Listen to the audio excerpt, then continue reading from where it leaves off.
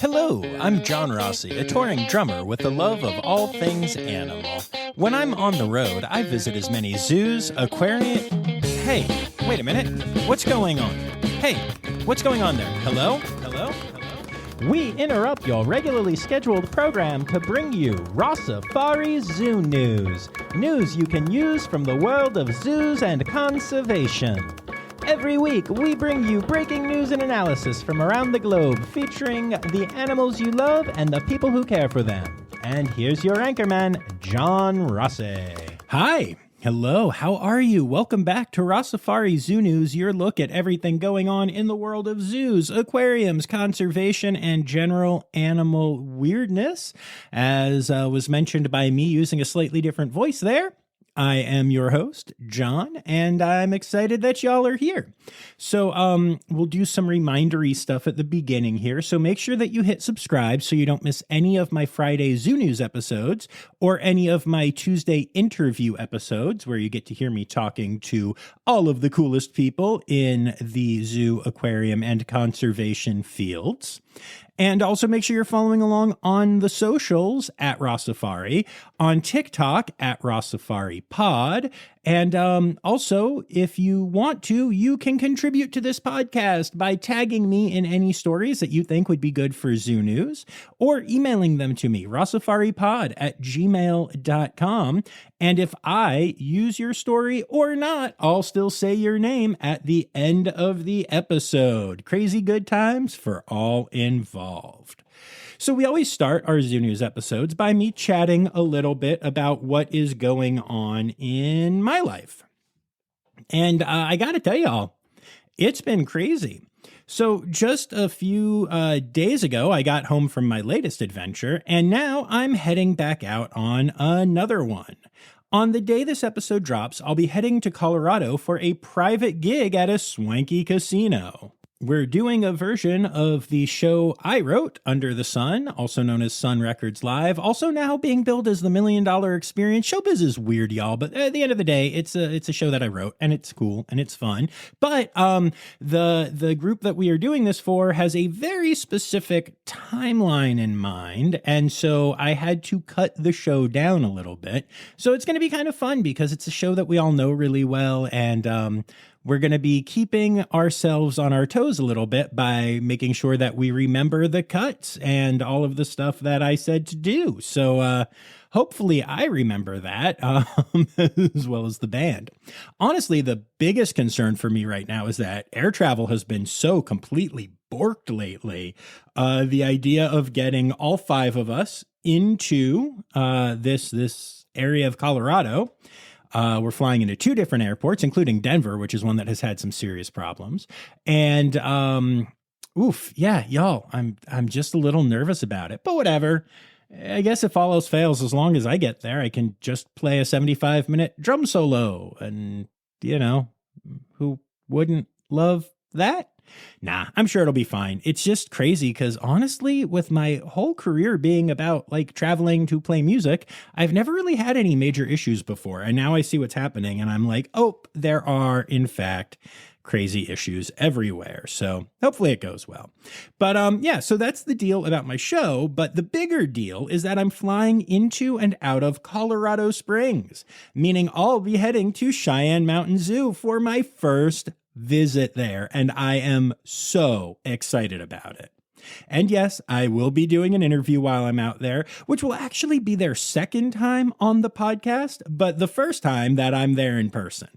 So yeah, I am really excited. I'm not going to tell y'all what the topic of the interview is, but it's a really good one. And I'm also really excited to see Psalm the tree kangaroo and Cora, with a C, not to be confused with Cora with a K at Columbus, who is the red panda that lives there. And, also all of the other animals and, just to finally get to experience what is widely considered one of the best zoos in the country and one that I haven't made it to yet. So I'm really, really excited for that visit.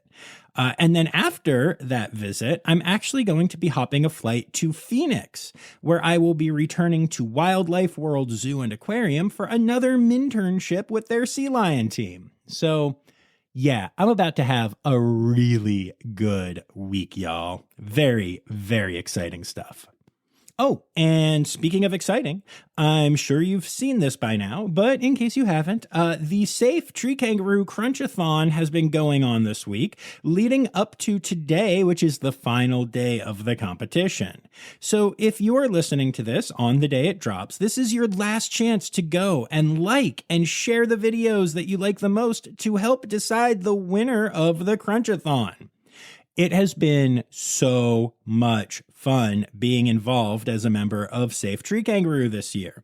As a matter of fact, if you didn't see it, I even got a video out there supporting the Crunchathon from Safe Red Panda. So lots of good stuff. So yeah, if you haven't seen all of the videos, make sure you hop online to check out all the cuteness. This year, we've had multiple entries of Matchie's tree kangaroos, Goodfellows tree kangaroos, and Lumholtz tree kangaroos, and we even on Facebook from Port Moresby, which is a facility in Papua New Guinea where most of the species of tree kangaroos live, we even got an entry of a Doria's tree roo. I had never seen one eating before, and oh, y'all, I got so excited to see that. So yeah, 4 different species and maybe more to come. Who knows? But yeah, and so that's been the big stuff going on. Make sure you don't miss any of those adorable videos. And now, to celebrate the final day of the Crunchathon, I'm actually going to grab some celery here and do my own crunching for you. I kid. It's totally gross when humans do it. But anyway, that brings us to Time for Zoo News. Time for Zoo News. All right, so we don't actually have any big headline story this week, which is always, pretty exciting. Sometimes they're good headline stories, and those are pretty cool, but oftentimes I feel like I have to do a deep dive into danger zones. So pretty excited that we don't have one this week, but it does bring us right to our births for the week. So we're going to start the births with celebrating the end of the Crunchathon in the best way possible by announcing the birth of a tree kangaroo Joey at Cleveland Metroparks Zoo. Now, this is the first Joey for Dad Chiari and Mom Mote, and while Mom and Baby are currently bonding behind the scenes, they will be out in their habitat soon, and I cannot wait to see them. I am so flippin' excited about them. Yay! Also, on a side note, just talking tree kangaroos, this isn't births, but talking about like social media stuff, the Columbus Zoo recently put out a post about their Matchie's tree kangaroos, and it turns out they really love to cuddle squishmallows. And I can't remember if I talked about it on the podcast yet or not, but when I was down in Texas, I saw a tree kangaroo that has some stuffed animals that it loves to cuddle with. So maybe this is just a thing. But yeah, if you want to read more about tree kangaroos cuddling squishmallows, then you can do that by going to the social media channels of the Columbus Zoo. And also, speaking of things that I'm very excited about, we have a big announcement from my home aquarium. Penguins PJ and Blanca have officially hatched a Humboldt penguin chick at Aquarium of Niagara. The little one is absolutely adorable, and PJ and Blanca are being wonderful parents. I cannot wait to get to go and see this little one grow up as I volunteer there. It's going to be so cool to experience that. Yay! Okay, so this next birth isn't a zoo, but it's kind of cool. There have been 31 bison calves born into the herd at the Rocky Mountain Arsenal National Wildlife Refuge in Colorado this year. And that number may continue to grow as the season isn't over yet. The number is obviously a huge win for the species. But that's not all for bison, as the Bronx Zoo has also welcomed a new bison calf. Now, right now, Mom and Baby are bonding away from the herd because moms are often very protective of their newborns with bison, but both are doing very well. And we're still not done, because the Abilene Zoo has also welcomed a new female bison calf to Mother Liati. She's doing well and already out and exploring, so there are lots of places from zoos to the wild where you can see baby bison right now. But, if you do decide to do that, especially out in the wild, don't be an idiot. Don't get up close. There have been a lot of stories lately about people messing with wildlife and it not going super well for them. So I know y'all know this, but just a friendly reminder. We all want to give them a hug, but we really can't. The San Diego Zoo Safari Park has welcomed a new baby echidna to the family. Baby echidnas, by the way, are called puggles because, they are just like platypuses, monotremes, and that's what they are called. And this is the 7th one born at the park, which is a pretty big deal. Born to Mom Pink, the little one and Mom are currently doing well, snuggling in their burrow. And that's not the only birth in the San Diego area, as the San Diego Zoo Hamadryas baboon troop just welcomed a new baby. He's currently clinging onto Mom, which baboons do for the first 3 weeks of their lives or so, and then even when he gets off, he will still stay a mama's boy for quite a while.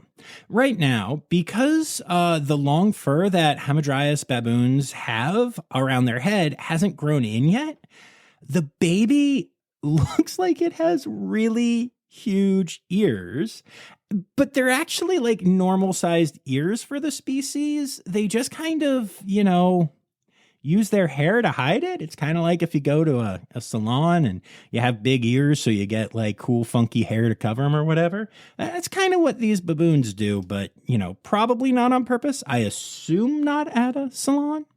I don't know. San Diego, it's a cool place. Maybe at a salon. And then last but not least in our births this week, Zoo Duisburg has welcomed a new Andean bear cub. Andean bear cubs are particularly vulnerable as they are born blind and very weak, which necessitates minimal disturbance for the first few months of their lives. So very hands-off when you are dealing with a healthy Andean bear cub. But it's interesting to think about, like Andean bears are not necessarily a species that you would think of as being all like super needy, but when they're little babies, they are. And that brings us to our deaths for the week. Tilly, a North American river otter that called the Oregon Zoo home, has passed away. Tilly was an orphaned otter pup in 2009 who was rescued and taken to the Oregon Zoo, where she lived out her life. As she aged, she often served as a surrogate mom for other rescued otters that came to the zoo, teaching them how to be the best otters they could be. I am so grateful not only that the Oregon Zoo gave Tilly such a great life, but just that there are so many amazing zoos like this out there that are providing homes and assistance for animals like Tilly, and also giving them the ability to help others of their species. It's really magical. In what is one of those completely weird and utterly meaningless coincidences, we have to say goodbye to 2 different beavers this week. First, the Arizona-Sonora Desert Museum has said goodbye to a 10-year-old beaver named Gladys. The poor girl suffered an intestinal torsion, which is a natural twisting of the intestines that can happen in mammals, including humans, and often leads to death unless it is caught and treated immediately. The damage was sadly irreversible in Gladys's case, so the decision was made to euthanize her. Gladys was known for being very clever and for having a love of yams. In fact, Gladys loved yams so much that anytime she didn't get any in her diet for any reason, she would act grumpy. And when there were yams in her meal, she would always eat them first, often grabbing all that she saw and waddling away to eat them first before returning to the rest of her meal. Obviously, she is greatly missed. And the second beaver we have to say goodbye to this week is cauliflower, the male beaver that got out of its habitat at the Utica Zoo and has been missing for over a week. At 2 years old, cauliflower was reaching the age when beavers tend to move away from their families in the wild to find their own areas to call home, and it's likely that's what cauliflower was doing, but without wild survival skills, he just didn't make it. Fortunately, the community was involved in the search for him, and it was actually a community member that found the deceased beaver and contacted the zoo. And since cauliflower was microchipped, they were able to, identify that it truly was cauliflower. So sending love to that team for the loss and then the permanent loss of cauliflower. That's got to be so tough. The Toledo Zoo has said goodbye to Emerson, a Galapagos tortoise who was known to be at least 80 years old. Emerson had been diagnosed with heart disease 3 years ago, and in that time, the vet and care teams did an incredible job managing the problem and giving him daily monitoring. Sadly, in the last few weeks, it became clear those efforts were no longer keeping Emerson healthy, and before his quality of life could start to suffer, the zoo decided to say goodbye. Emerson was not only very intelligent, but was just so loved by his team. And I just love that the zoo not only had their vet and care teams on the case and doing daily monitoring, but they also brought in a veterinary cardiologist and multiple veterinary reptile experts to help manage the condition of one tortoise. Now that is love, y'all. And then last in this section this week, Nadale, the male striped hyena at Zoo Boise, has passed away. The zoo doesn't have records on his age, but he is estimated to have lived at least 20 years. Nadale was not just known at the zoo, but was also part of Joel Sartori's photo arc, representing his species for a global audience. And while it's very sad that he is gone now, it is also frankly amazing that his legacy will live on forever in just such a cool public way. Just one of the extra perks of the photo arc. And moving on from births and deaths, we get to the rest of our zoo news section. So, remember that whole 2-episode thing we did celebrating the fact that there are now 50 AZA SAFE programs? Well, the progress continues, as this week the AZA has announced the 51st SAFE program, AZA SAFE Bonobo. Bonobos are the rarest great ape species found in human care and are found only in the forests of the Democratic Republic of the Congo. And they struggle with disease issues as well as the standard habitat loss and poaching issues faced by, too many species nowadays. The leadership team for the SAFE program comes from the Milwaukee Zoo, Cincinnati Zoo, Columbus Zoo, Jacksonville Zoo, Memphis Zoo, and Kumamoto Sanctuary. Welcome to the SAFE team, AZA SAFE Bonobo. Woo! Recently, the Cincinnati Zoo announced that Chris the cheetah was undergoing some medical complications. Chris, of course, is one of the stars of the Cheetah Ambassador program and is well known for her relationship with Remus the dog from when she was younger. About 2 weeks ago, while running a routine cheetah run, Chris fell unexpectedly. It was found that she had partially ruptured an invertebral disc, leading to some spinal cord trauma. These problems caused her to lose her back leg mobility during her run, and for the first few days after that run, she still had no mobility in her back legs or tail. Her care team and the veterinary team at the zoo worked hard on a rehabilitation plan for her, and at first some progress was seen, but she still wasn't fully walking. However, the latest update is that Chris is up and walking around again, which is a truly incredible testament to the care she has received. While this injury most likely means her running days are behind her, the fact that she is doing better and is back on her feet is a great sign. And I have to give a special shout out to the Cheetah Ambassador team at the zoo, because they remained calm and also had to work to keep a partially mobile at best cheetah calm and content, especially in the first few days when she just kind of had to lay there, which is not all that cheetahs do. Yeah, their amazing work deserves all the praise. And from what I've heard, when Chris fell, the team was obviously terrified. but they didn't show it. And they didn't show it because they didn't want Chris to freak out. And keeping Chris calm probably made a huge impact on her not moving and getting scared and making the damage worse. So yeah, Cheetah Ambassador team at Cincinnati. I know some of y'all listen, and mad props to all of you. Thank you so much. I have loved Chris since she was a cub, and I got to see her playing with Remus. And thank you for taking such good care of that beautiful girl and all the animals in your care. The St. Louis Zoo and the Missouri Botanical Gardens have announced they are the latest facilities to lose major federal funding due to the grant termination notices being issued from the Institute of Museum and Library Sciences. The zoo will lose about $400,000, with the Botanical Garden losing $550,000. Given that the St. Louis Zoo is one of the only free zoos in the country, this is an especially big loss to an incredible institution and just the latest example of some of the ick that is going on right now. Brevard Zoo is one of those facilities that does so much, not just for their collection, but for wild animals as well. They have a manatee rehabilitation area, a sea turtle hospital, and they have now opened their Black Bear Rehabilitation Center. This center, which is located entirely behind the scenes, will allow the zoo to expand their already impressive care of orphaned and injured black bear cubs with the hope of release after rescue. The center has been set up in such a way that residents will be able to interact with each other as they heal to start to prepare them for life in the wild with other bears. First I've ever heard of something like that, and I'm really excited to see how it goes.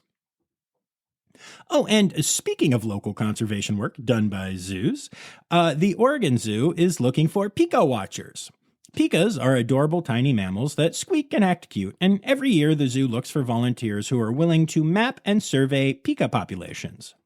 This cute observation work is then passed on to conservation biologists who analyze the data to better understand where the animals live and how their range is shifting.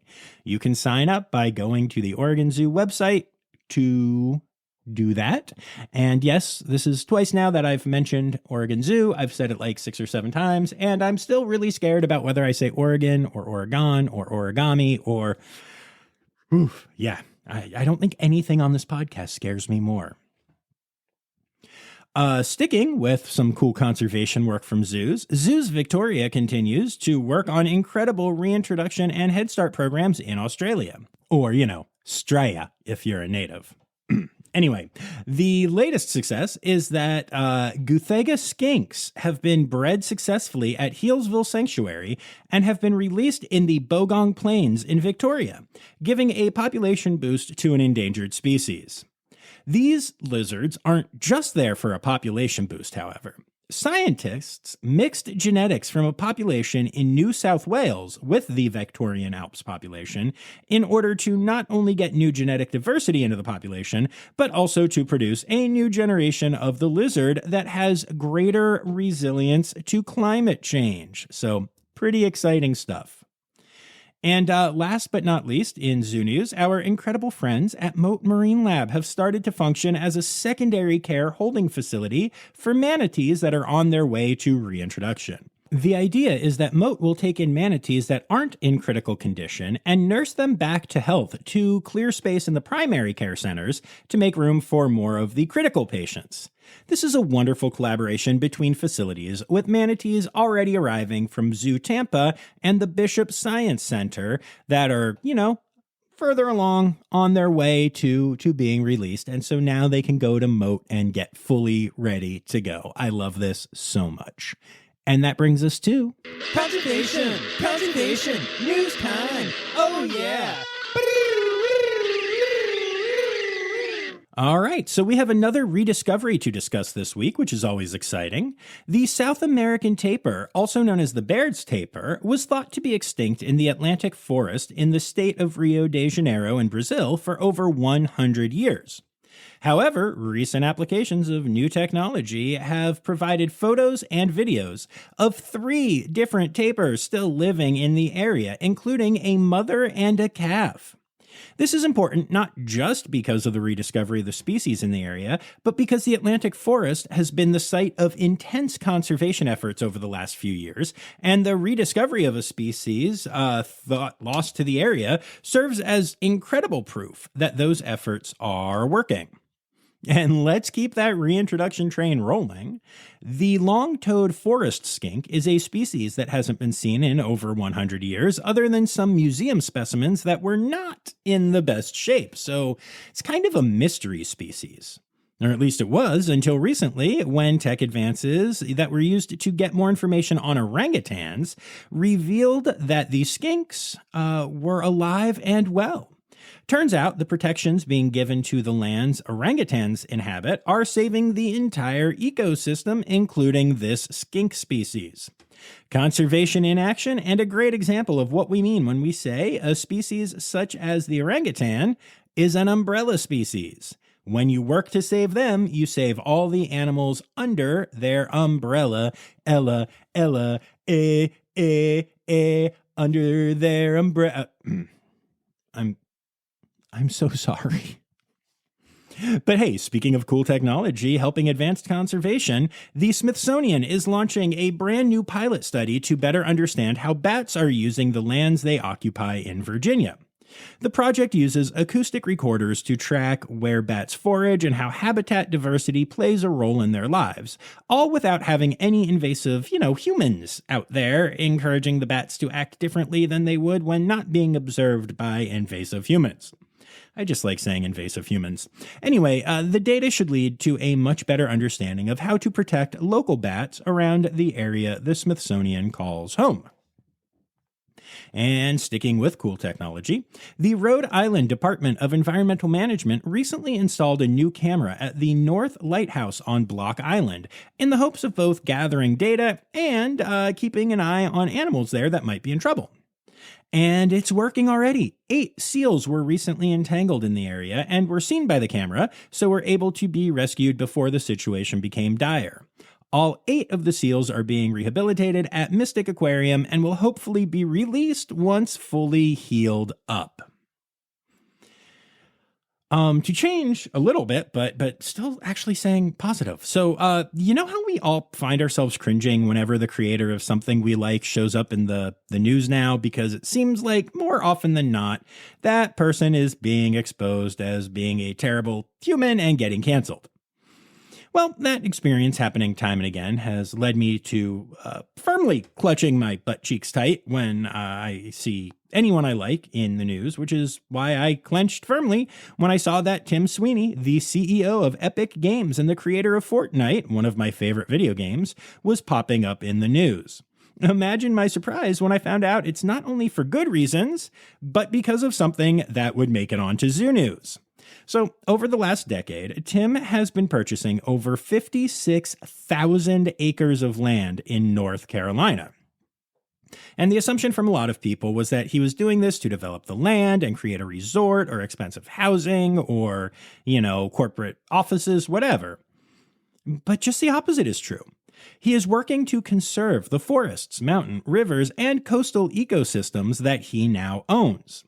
In fact, he has already donated thousands of acres of his land to conservation groups and is targeting his purchases to try to create a conservation corridor across the state. I love this so much. Also, completely unrelated to the conservation stuff, but right now, Fortnite is having a huge Star Wars event, and it is awesome. You can get lightsabers, all kinds of blasters, and even fly X-Wings and TIE fighters. It's honestly the most fun I've ever had in the game, and if you're even kind of into Star Wars, I suggest you check it out. I mean, today I literally killed a dude driving a Tesla Cybertruck with an X-Wing while wielding a purple lightsaber and sniper-style blaster rifle. And the game contributes to the fortune of a man who is using it for conservation? Come on, that's amazing. Oh, and just in case you're wondering, my character in Fortnite is an axolotl. And speaking of axolotls, did you know the species is critically endangered in the wild? It's crazy to think about that because you can find them in pet shops everywhere, unlike, most endangered species. But it turns out that axolotls are actually only found in one lake and the canals around it, and that lake is located near Mexico City. And their wild population, as I said, is critically endangered. But between pets, zoos, hobbyists, and medical research facilities that study the animals for their ability to regrow their organs, there is actually a really large population in human care.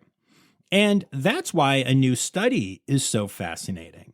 The study looked at whether axolotls raised in human care can thrive in the wild, and it found out that they can. So that's really exciting and leads to some really interesting conservation opportunities.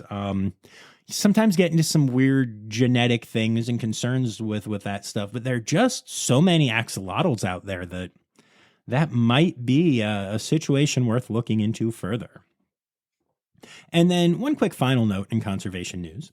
If you live in Florida, first, I'm sorry. I kid. But what I want to tell you is that you can now get a Protect the Gopher Tortoise license plate with an awesome illustration of a gopher tortoise on it, and with proceeds going to help save the species. Yay!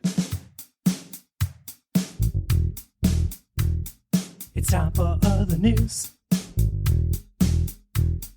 It's time for other news. Hey, now, right now, it's time. It's time for other news. Hey, it's a segue to the part called other news. All right, so this is kind of a crazy story. So there's a guy named Tim Freedy who, starting in 2001, decided to start letting venomous snakes bite him. He started with 2 cobras and ended up in the ICU and in a coma for 4 days. And of course, that led him to be like, I should keep doing this. Overall, he's been bitten by over 200 venomous snakes. And it turns out he isn't just a very strange kind of suicidal. Instead, he was interested in seeing if his body could adapt to the various venoms he got from the snake bites and to create antibodies that could be used to create a universal antivenom. So in case you don't know it, right now you can get an antivenom for a lot of the snake bites out there, but each one is specific to the type of snake that the venom is from. Many are created by milking snakes of their venom and creating an antivenom artificially out of that, while others are taken from horses that are bitten by snakes. And it really, really helps to know which snake bit you to make sure that you get the correct antivenom. A lot of them won't work for other venoms. But now a team of researchers have teamed up with Freedy to create an antivenom based on the actual human antibodies created by a person that has been bitten by so many venomous snakes. And while they haven't found a universal antivenom yet, they have developed one that seems to work for multiple types of snake bites and is relatively cheap to produce. This is particularly important as snake bites are still a huge problem in a lot of less developed areas of the world, and most of the effects of most snake bites can be mitigated by an antivenom, but only if it is administered in time and also is one of the correct ones for the bite in question. The team that has developed this not quite universal but also not single snake-specific antivenom is confident that they are on the path to creating a truly universal antivenom. But either way, the progress they have made is incredible, even if it comes in large part from one crazy dude letting snakes bite him. And on a side note, this Tim guy specifically says that he understands snakes and that they, quote, want to kill me and I want to survive. And I'm actually really bummed this guy is getting press while saying stuff like that, because snakes absolutely do not want to kill people. They want to be left alone. Venomous snakes have been shown time and again, study after study, to only use their venom on non-prey animals when they are extremely threatened and feel like they are backed into a corner. There's actually this famous study that showed that even when rattlesnakes are being stepped on, they don't want to bite the person who is stepping. They want to escape unless they have no other option. However, a lot of people fear snakes and think they want to kill them, so seeing that get promoted, it's not my favorite thing. Like, dude, these 200 snakes bit you because you provoked them into biting you, not because they really, really hate you. You know, unless they read your stupid comment in which case they might now actually really, really hate you. But I digress. A rare albino seal pup has been spotted on a remote island in Russia. The little one is white, but the white has almost a slightly red tint to it, which is pretty cute, honestly. While the seal colony seems to be fine with this little one, the truth is that many seals born with this condition don't last long because colonies reject them for looking different, proving that humans aren't the only judgmental a-holes out there.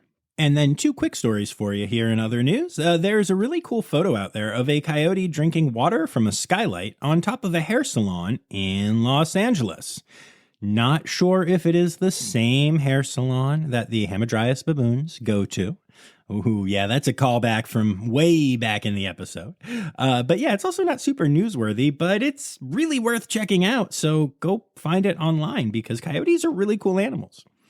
And then last but not least in other news, police in Ohio, and of course it was Ohio, recently found a raccoon holding a meth pipe to its mouth while they were making an arrest.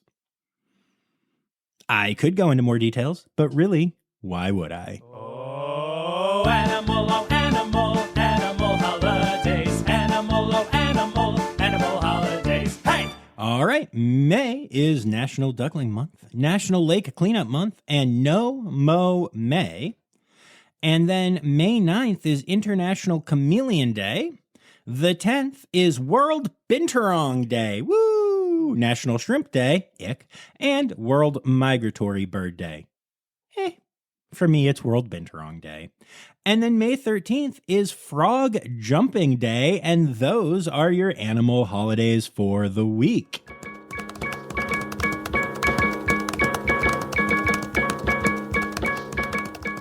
All right, so there you have it, folks. Rossifari Zoo News done for another week, and one that was actually done at home for a minute, which is exciting. I don't get to do this very often.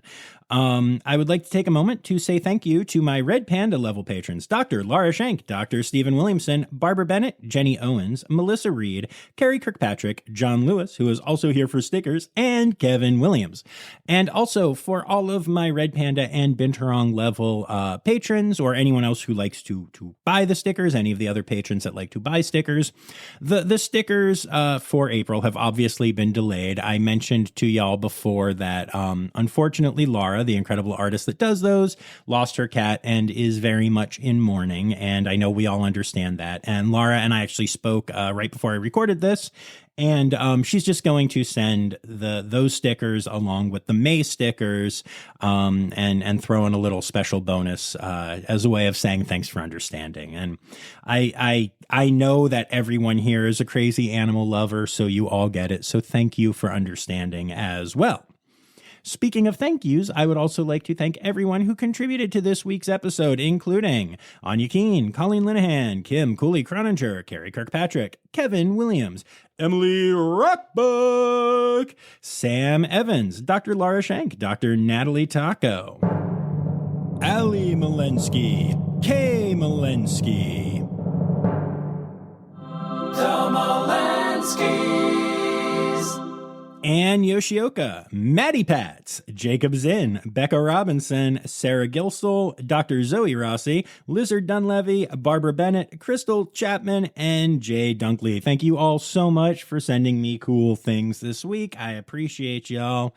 I will be back here on Tuesday with another interview episode, and then on Friday with another Zoo News episode. But until then, remember, friends, the words newsy credits backwards are Steiderk Yiswen.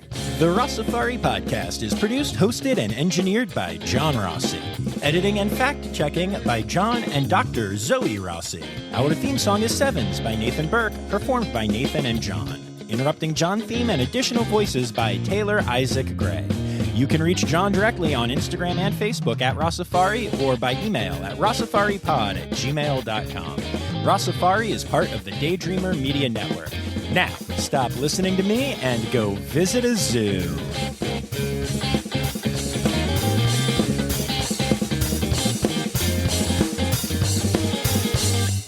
That aren't in critical condition. And did I say condition?